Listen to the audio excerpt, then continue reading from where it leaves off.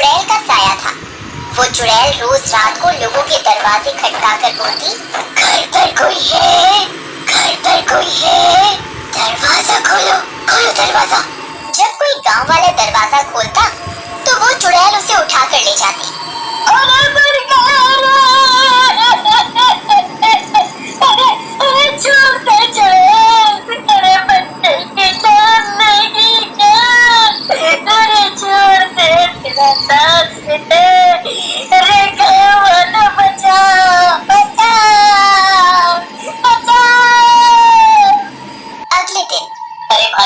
इस चुड़ैल ने तो जीना दुश्वार कर दिया है।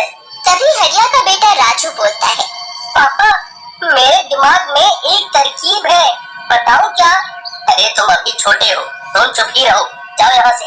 पापा मैं छोटा पैकेट बड़ा धमाका हूँ। अरे तरकीब तो सुन लो पहले। कोई बात नहीं हरिया, ऐसे बोलने तो दो। अंकल क्यों न हम अपने घर के बाहर शीशा लगा दे, चुड़ैल अपनी शक्ल उसमें देखकर डर जाएगी और आ जाएगी। ये क्या झंडू तरकीब है, मैं नहीं मानता इसे। तभी पास खड़ी हरिया की पत्नी कविता कहती है, अजी इसकी तरकीब इतनी भी बुरी नहीं, एक बार ऐसा करके देखते हैं। तुम चुप करो, जाओ जाकर घर का काम करो। नहीं नहीं ठीक है, हम ये भी करके देखते हैं। फिर सब गांव वाले अपने अपने घरों के बाहर दरवाजों पे शीशा लगा देते हैं और आधी रात होते ही चुड़ैल आती है और शीशे में देखकर बोलती है, अरे ये क्या, तुम कौन हो? ये मेरा इलाका है, तुम जाओ यहाँ से। लेकिन शीशे में उसी की शक्ल होती है और वो भी वैसी ही हिलती है जैसे चुड़ैल। ये देखकर चुड़ैल डर जाती है। लगता है गांव वालों ने इसे मुझसे बचने के लिए यहाँ बुलाया है। चलो और किसी के घर का दरवाजा खटखटाती हूँ। फिर चुड़ैल हरिया के घर जाती है। हरिया के घर शीशा नहीं लगा होता। यहाँ वो चुड़ैल नहीं है, इसी का दरवाजा खटखटाती हूँ। घर पर कोई है? अरे इतनी मीठी आवाज है, जरूर कोई झक्कास औरत होगी। इस कविता से तो मैं दुखी हो गया। चलो थोड़ी मटर गश्ती ही कर दूं। हाँ, मैं हूँ ना घर पर मेरी रानी, अभी आया जाने मन। ये सोचकर शराब के नशे में धुत हरिया दरवाजा खोलने जाता है। तभी कविता और राजू आ जाते हैं और उसे रोक लेते हैं।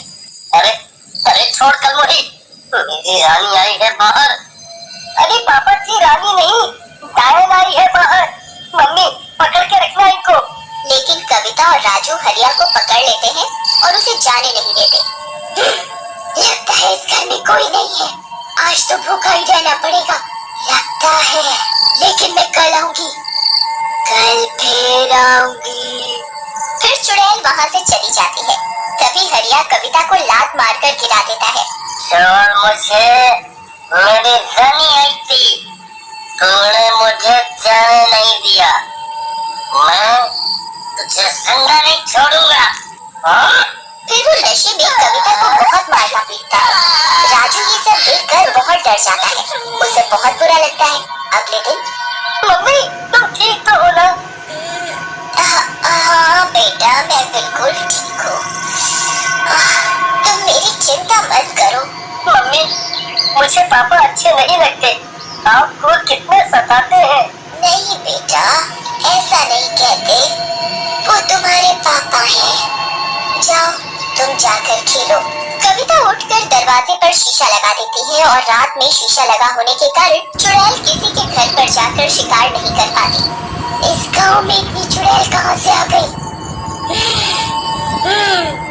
मैं इतने दिनों से भूखी हूँ, ये भूख बर्दाश्त नहीं हो रही। इन गांव वालों ने अपने घरों के बाहर एक एक चुड़ैल खड़ी कर दी है। मैं कब तक बचूंगी? मैं कल फिर आऊंगी, मैं फिर आऊंगी। फिर अगली सुबह गांव वाले जमा होते हैं। अरे भैया, ये राजू ने बड़ा अच्छा सुझाव दिया, बचा लिया हम सबको। शाबाश बेटा। थैंक यू अंकल, बोला था ना छोटा पैकेट बड़ा धमाका। ठीक है, चलो घर जाकर पढ़ो, जाओ यहाँ से। राजू को बुरा लगता है और वो घर चला जाता है। उधर चुड़ैल, मैं इस गुफा में बैठे बैठे ही ना मर जाऊं, किसको खाऊं? फिर रात हो जाती है। भूख के मारे वो गुफा से बाहर जाती है और गांव की तरफ चल देती है। तभी राजू अपने कुत्ते को घर के बाहर घुमाते हुए घर से थोड़ा दूर आ जाता है।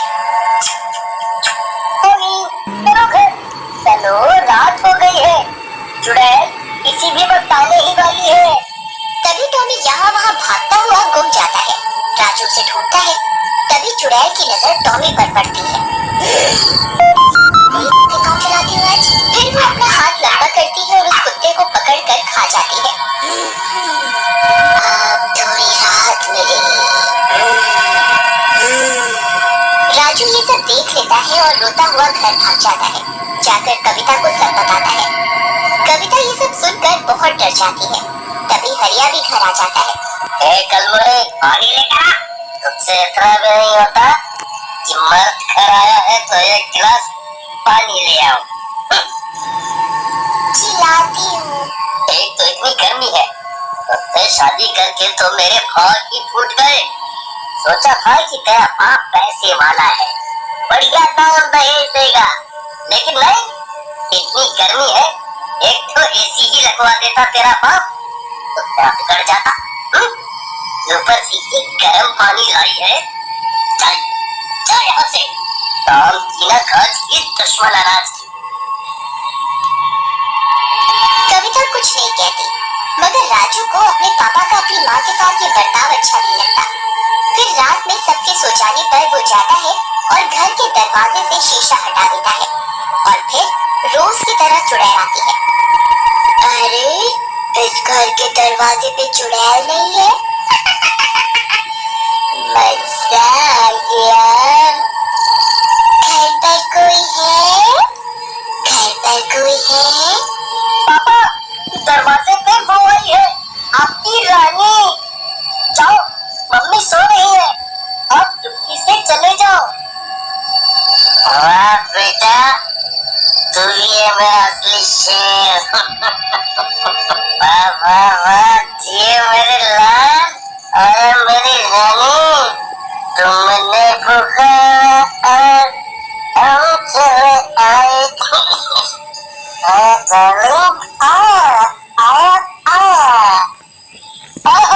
जाओ, मेरी मम्मी को बहुत दुखी कर लिया आपने। हरिया नशे में होता है और खुश होकर दरवाजा खोल देता है। आओ मेरे राजा जी। अरे मेरी रानी, तुम नशे में चुड़ैल क्यों दिख रही हो मुझे? लगता है ज्यादा चढ़ गई। मेरे राजा, मैं चुड़ैल ही हूँ।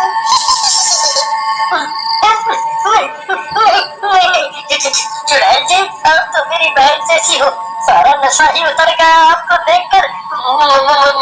मुझे छोड़ दो, आपसे आप पर बुरी नजर नहीं डालूंगा। अरे कविता, चुप कर, बेवकूफ समझा है क्या? चल भूख लगी है। फिर चुड़ैल हरिया को लेकर चली जाती है। शोर सुनकर सब गांव वाले जग जाते हैं और कविता भी। राजू, तुम्हारे पापा कहाँ हैं? अभी अभी मैंने उनकी आवाज सुनी थी। उनको तो चुड़ैल ले गई, अब तुम्हारे सारे दुख खत्म। तुम ये कैसी बातें कर रहे हो? तुम्हें ऐसा नहीं करना चाहिए था। वो जैसे भी है तुम्हारे पापा हैं। मैं जा रही हूँ इनको बचाने। कविता मशाल उठाती है और जंगल की ओर गुफा में चली जाती है। सभी गांव वाले भी पीछे जाते हैं। कविता जंगल पहुंच जाती है। चुड़ैल जी, छोड़ दो मेरे पति को, तुम मुझे खा लो, इनको छोड़ दो। नहीं माँ, चुड़ैल आंटी, मेरी माँ को नहीं, मुझे खा लो। नहीं नहीं कविता, तुम जाओ यहाँ से, जाओ तुम। अरे तुम पति पत्नी का ड्रामा तो खत्म ही नहीं हो रहा। लैला मजनू मेरे पेट में जाकर बन जाना। ऐसा बोलकर चुड़ैल कविता को गले से पकड़कर हवा में उठा लेती है। ये देखकर राजू जमीन पर चुड़ैल के बालों में आग लगा देता है। चुड़ैल जलने लगती है। अरे नहीं छोटे से लड़के, ये तुमने क्या किया? और फिर चुड़ैल जलकर राख हो जाती है।